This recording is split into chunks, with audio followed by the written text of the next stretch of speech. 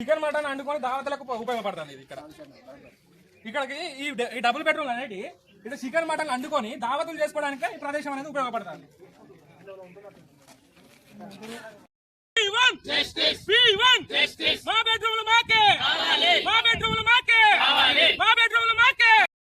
మొత్తం సామాన్ తెచ్చుకొని ప్రతి ఇల్లుని ఆక్రమించుకుంటాము.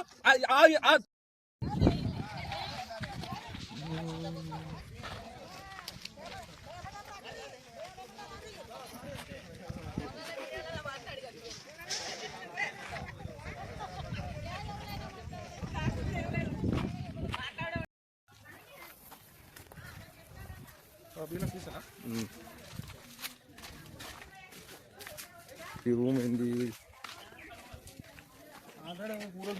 అంటే ఇలా పనులు ఉన్నారు. చికెన్ మటన్ వండుకొని దావతలకు ఉపయోగపడుతుంది ఇది. ఇక్కడికి ఈ డబుల్ బెడ్రూమ్ అనేది ఇది చికెన్ మటన్ వండుకొని దావతులు చేసుకోవడానికి ఈ ప్రదేశం అనేది ఉపయోగపడుతుంది.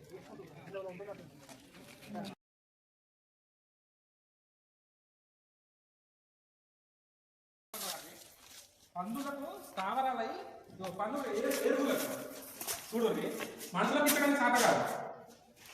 పందులకు స్థావరాలై వాటి కోసం కట్టిన విధానం ఈ డబుల్ బెడ్రూమ్. ఇప్పుడు ఇవి ఇంతే పనికట్టే 10 సంవత్సరాలుగా పక్కకుండి పందులు అంటారు.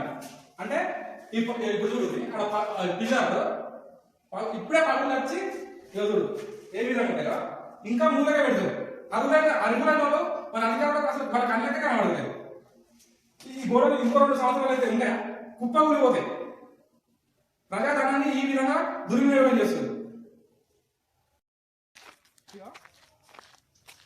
ఈ అడ్డ ఏ విధంగా మారిందంటే పందులు మేపుకునే వాళ్ళకి ఈ అడ్డ ఎట్లా అలా పందులను చూసినాం కదా, అలా ఇక్కడ తింటానే ఆడవంటాను. దానికే పని ఖర్చేటట్టున్నది.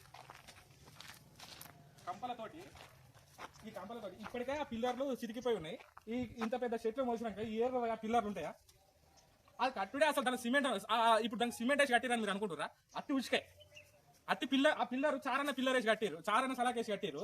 అట్లాంటి ఇంటికాడ ఇటువంటి చెట్ల శేఖరం ఈ చెట్లు ఇంత పెద్ద చెట్లు మొలిసినాక ఈ ఇల్లు అనేది ఆగుతుంది. ఇక్కడ ఎందుక ప్రజాప్రతినిధి ద్వారా మీ ఇంట్లోకే ఇస్తుర్రా?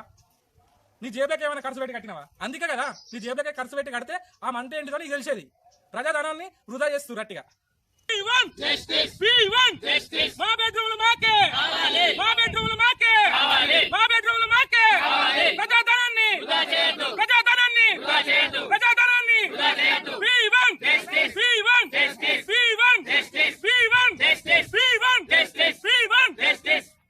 అర్హులైన నిరుపేదలకు వెంటనే డబుల్ బెడ్రూమ్లు వెంటనే మంజూరు చేయాలి. అర్హులైన నిరుపేదలకు డబుల్ బెడ్రూమ్లు వెంటనే మంజూరు చేయాలి. అర్హులైన నిరుపేదలకు డబుల్ బెడ్రూమ్లు వెంటనే మంజూరు చేయాలి. అర్హులైన నిరుపేదలకు డబుల్ బెడ్రూమ్లు వెంటనే మంజూరు చేయాలి. అర్హులైన నిరుపేదలకు డబుల్ బెడ్రూమ్లు వెంటనే మంజూరు చేయాలి. అర్హులైన నిరుపేదలకు డబుల్ బెడ్రూమ్లు వెంటనే మంజూరు చేయాలి.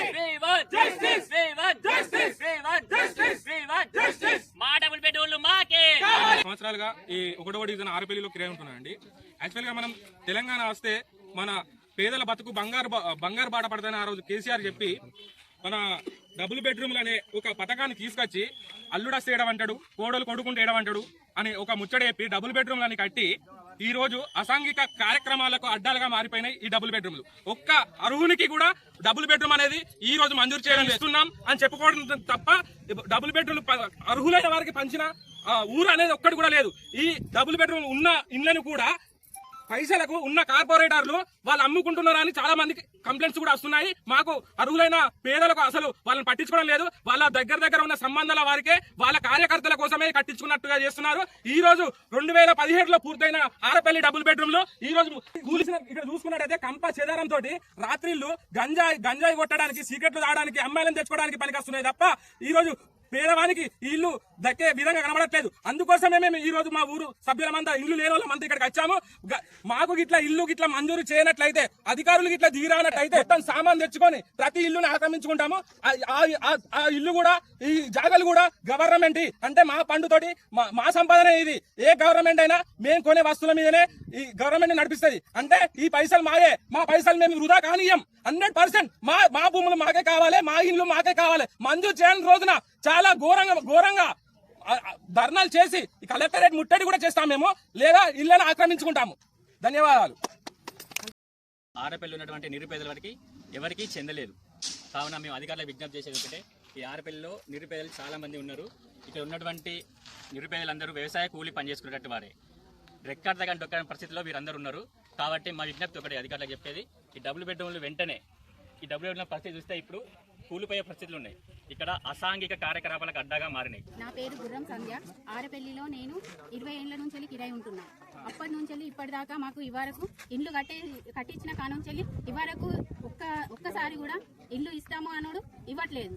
అప్పటి నుంచి ఇప్పటిదాకా పిల్లల్ని పట్టుకొని కిరాయిలే ఉంటున్నాం. కిరాయిలు కట్టే పరిస్థితిలో మేము లేము. అందుకనే మాకు ఇల్లు ఇవ్వని స్థితిలో మేము ఎంత దారుణానికైనా సిద్ధమవుతాం. కలెక్టరేట్కి ఎన్నిసార్లు అయినా కానీ ఎన్నిసార్లు చేసినా మాకు ఇవ్వట్లేదు. అందుకనే మేము ఇక్కడికి వచ్చి ధర్నా చేస్తున్నాం. అక్కడికి కూడా కలెక్టరేట్కి వచ్చి కూడా చేసే అంత చేస్తాం. ఇక ధన్యవాదాలు. అలాంటి పేద జనం అంతా కూడా 20 సంవత్సరాలు రెంట్లో కుంటుకుంటూ చాలా ఇబ్బందులు పడుకుంటూ ఉంటున్నాం. 2-3 సార్లు కలెక్టరేట్ దగ్గరికి వచ్చినా కూడా కలెక్టర్ అమ్మ గారు ఖచ్చితంగా మేము న్యాయం చేస్తామన్నారు. ఇప్పటి వరకు న్యాయం చేయలేదు. ఇక ముందు మాకు న్యాయం జరగకుంటే తప్పకుండా ఇక్కడ ఉన్నటువంటి నిరుపేదలం అయితే ఎవరైతే ఉన్నారో తప్పకుండా అతి తొందరలో వీటిని తప్పకుండా ఆక్యుపై చేసుకుంటాము. తర్వాత మా మీద మీరు ఎన్ని కేసులు పెట్టాలని ఏ విధంగా ప్రయత్నం చేసినా కూడా దేనికి భయపడేది లేదు. ఎందుకంటే మాకు ఇప్పటి వరకు కళ్ళలో ఆనందం కనబడ్డది. కేవలము డబుల్ బెడ్రూమ్ ఇల్లు కడుతున్నారు, మాకు ఇస్తారు, ఇప్పుడు ఇక ఇస్తారని 10 సంవత్సరాల నుండి వెయిట్ చేస్తున్నాము. 10 సంవత్సరాలు దాటినా ఇప్పటి వరకు ఇవ్వలేదు. కానీ ఇప్పుడు మా కళ్ళు మండినాయి. తప్పకుండా మేము వీటిని ఆక్యుపై చేసుకుంటాము. మీరు ఏం చేసినా మేము వాటిని ఆపేది లేదు. తప్పకుండా తీసుకుంటాము. ఎవరు అడ్డుపడినా తప్పకుండా డబుల్ బెడ్రూమ్ ఇల్లు మేము ఖచ్చితంగా ఆక్యుపై చేసుకుంటాము. మేము ఈ విషయంలో ఎవరు ఏమి అడ్డుపడినా కూడా ఎన్ని కేసులు వేస్తారో చేయండి, ఏం చేస్తారు